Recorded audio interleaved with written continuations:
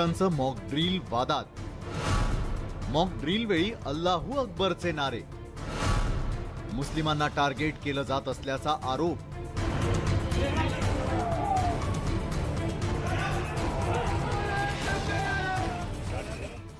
दहशतवादी हल्ला झाला तर पोलिसांनी त्याचा कसा मुकाबला करायचा याची रंगीत तालीम प्रत्येक जिल्ह्यात सुरू असते। पण महाराष्ट्र पोलिसांची हीच रंगीत तालीम आता वादात सापडण्याची शक्यता आहे।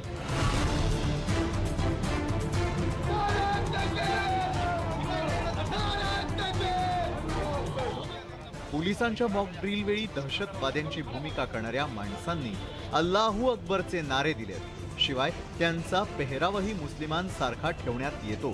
मुस्लिम समाजाने या घोषणांवर आणि दहशतवाद्यांच्या पेहरावावरती आक्षेप घेतलाय। दहशतवादी फक्त मुस्लिमच असतात का असा सवालही मुस्लिम बांधव विचारतायत। गिला भी अपना बहुत है और मोहब्बत भी, गिला भी अपना बहुत है और मोहब्बत भी, ये बात अपनी जगह है, वो बात अपनी जगह। दोस्तों, हम इसी समाज में रहते हैं जिसमें हमारे हमवतनी भाई भी रहते हैं। अभी पिछली मकर संक्रांति के पर्व में महाराष्ट्र के अहमदनगर जिले के माळीवाड़ा बस स्टैंड में पुलिस ने एक मॉक ड्रिल की। मॉक ड्रिल समझ रहे हैं? एक डुप्लीकेट सीन क्रिएट करके प्रैक्टिस करते हैं पुलिस वाले आतंकवादी को पकड़ने की। तो हुआ ये कि मॉक ड्रिल के दौरान सारे बस स्टैंड के लोग देख रहे थे, चौंक गए थे। पुलिस की गाड़ियां आई और पुलिस वाले उतरे। भीड़ में से एक पुलिस वाला जो पहले ही आतंकवादी के रोल में था, उसको जाके पकड़ लिया। पकड़ते ही वो पुलिस वाला जोर जोर से चिल्लाने लगा कि नाराए तकबीर, अल्लाहू अकबर। मतलब समझ गए? जो पुलिस का परसेप्शन है, पुलिस की मानसिकता है, वो उसको ये दर्शाता है। इस घटना में जो आतंकवादी पुलिस वाला बना था वो मुसलमान के कैरेक्टर में था। अच्छा, ये तो हुई मॉक ड्रिल, पकड़े, उसको लेके गए। इस पे काफ़ी एलिगेशन भी हुआ, आलोचना भी हुई इस घटना की। मगर हकीकत में ही एक बार ऐसा हुआ था। 24 फरवरी, याद रखिए तारीख, 24 फरवरी 2010 को सूरत में एटीएस के तरफ से एक मॉक ड्रिल हुई थी।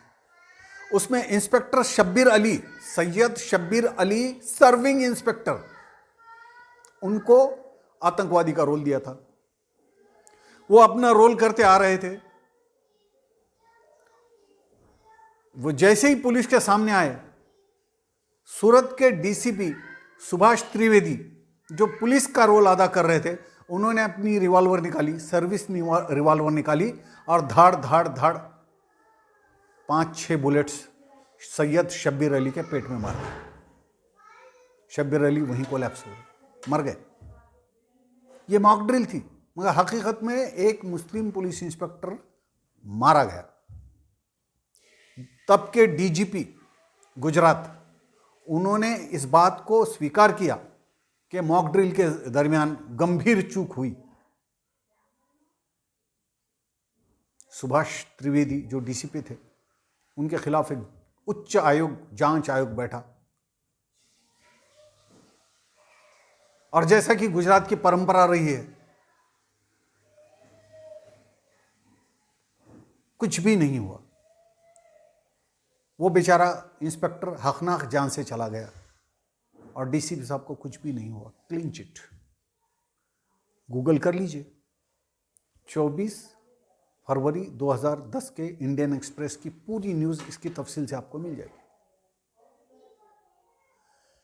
यानी आप देखिए, एक सर्विंग पुलिस इंस्पेक्टर की मौत हो जाती है मॉक ड्रिल के नाम पर, लेकिन उस बेचारे की जान की कोई कीमत नहीं। अहमदनगर में आतंकवादी के नाम पे मुसलमान कैरेक्टर को पकड़ा जाता है। ये सारा जो मामला है, इस पे गंभीरता से सोचने की ज़रूरत है, दोनों समाज को, हिंदू समाज को भी, मुसलमान समाज को। यह ऐसा क्यों होता है? इसके 4 रीजंस हैं। पहला रीजन, पुलिस फोर्स में जो नौजवान आते हैं वो हमारे समाज से ही आते हैं, तो समाज का मुसलमानों को लेके जो परसेप्शन है वही इन पुलिस वालों का होता है। साफ है, समाज में मुसलमानों को किस नज़र से देखा जाता है आप बखूबी जानते हैं। बहुसंख्यक समाज मुसलमानों को हिंसक प्रवृत्ति के, आतंकवादी या कम से कम आतंकवाद के समर्थक समझता है। स्पष्ट है, पुलिस भी वही समझती है। इसलिए सिर्फ पुलिस को दोष देके, जैसे कि कुछ लोगों ने पुलिस को दोष दिया है नगर के, मैं नहीं देता। उसकी वजह यह है कि हमको भी इंट्रोस्पेक्शन करने की जरूरत है। तो पहला कारण, जो पुलिस वाले आते हैं नौजवान, वो समाज में से आते हैं, इसलिए जो समाज की सोच वो पुलिस वाले की सोच। नंबर 2, पुलिस की ट्रेनिंग कम कुव्वत है, कच्ची है। पुलिस की ट्रेनिंग में धर्मनिरपेक्षता के तत्व को उन नौजवान रिक्रूट्स के दिल में पेवस्त नहीं किया जाता, इसलिए उन पुलिस वालों की सोच सांप्रदायिक बन जाती है। और जब खास तौर पे जब कभी फसाद होते हैं तो ये सांप्रदायिक सोच पुलिस के अंदर जो भीतर जो है वो खुल के सामने आती है। कई बार हमने देखा कि दंगाइयों का साथ पुलिस देती है, बल्कि दंगाइयों का नेतृत्व करती है। ये दूसरा कारण है कि पुलिस की ट्रेनिंग जो है वो कच्ची है, धर्मनिरपेक्षता का तत्व उनके जहन में नहीं बिठाया जाता। तीसरा है फिल्में, प्रोपोगंडा फिल्में। आप हिंदी फिल्म, कश्मीर फाइल तो छोड़ दो, वो तो प्रोपोगंडा है, फिल्म है, ये तो फिल्म फेस्टिवल में तय हो गया, सर्टिफाइड हो गया। लेकिन दूसरी फिल्में भी, उसमें भी देखिए हीरो पुलिस ऑफिसर होता है और आतंकवाद या गुनहगार जो होते हैं वो जाली वाली टोपी वाले मुसलमान होते हैं, मुसलमान नाम के कैरेक्टर होते हैं। ये फिल्में भी एक कारण है। चौथा कारण मीडिया है। इंग्लिश में कहावत है कि truth is not truth but perception of truth is truth.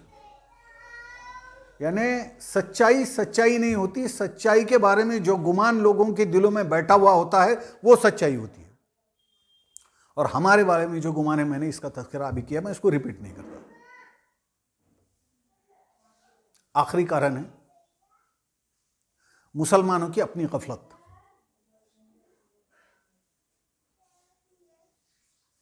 मुसलमानों ने अपनी जिंदगी में कुरान को प्रैक्टिकली तर्क कर दिया, इसलिए दावत की सलाहियत ही उनके अंदर खत्म हो गई। जो कौम दावत नहीं देती वो अदावत को दावत देती है, और ये सारे लक्षण जो है वो अदावत के हैं। मुसलमानों के अंदर जो भी प्रॉब्लम्स है, आप किसी भी नेता को पूछिए, वो कहेंगे कि मुसलमानों में गरीबी है, बेरोजगारी है, आरक्षण नहीं है, झोपड़पट्टी है। ये कोई कारण नहीं है। असल कारण है हमारे हमवतनी भाइयों के साथ संबंध खराब है, दोनों के बीच में रिफ्ट है, और वो रिफ्ट को ख़त्म करने की हमारी जिम्मेदारी है। और वो जिम्मेदारी को जब तक हम उसका एहसास नहीं करते हैं और उसे बखूबी नहीं निभाते, तब तक ये सिलसिला यूं ही चलता रहेगा। पुलिस को दोष दे के फ़ायदा नहीं, फिल्मों को दोष दे के फ़ायदा नहीं, मीडिया को दोष दे के फ़ायदा नहीं। आपको उठना पड़ेगा और मंसूबाबंद तरीके से अपने आप को देश के आगे पेश करना पड़ेगा, जिस तरह हमारे मुस्लिम हीरोज़ ने, APJ अब्दुल कलाम ने पेश किया खुद को, अब्दुल हमीद ने पेश किया खुद को, कारगिल के शहीद कैप्टन हनीफुद्दीन ने पेश किया खुद को, ईद की छुट्टी कैंसिल करके हैदराबाद का सरफराज खान पाकिस्तान बॉर्डर पर मर गया, उसने पेश किया खुद को, सानिया मिर्ज़ा ने पेश किया खुद को, देश का नाम ऊंचा किया। तो हमको आगे आना होगा और हमको ये प्रूव करना होगा कि we are the assets of India, not liability. मेरी इस बहस पर सोचिए ज़रा। Like, comment, share and subscribe this channel for more videos.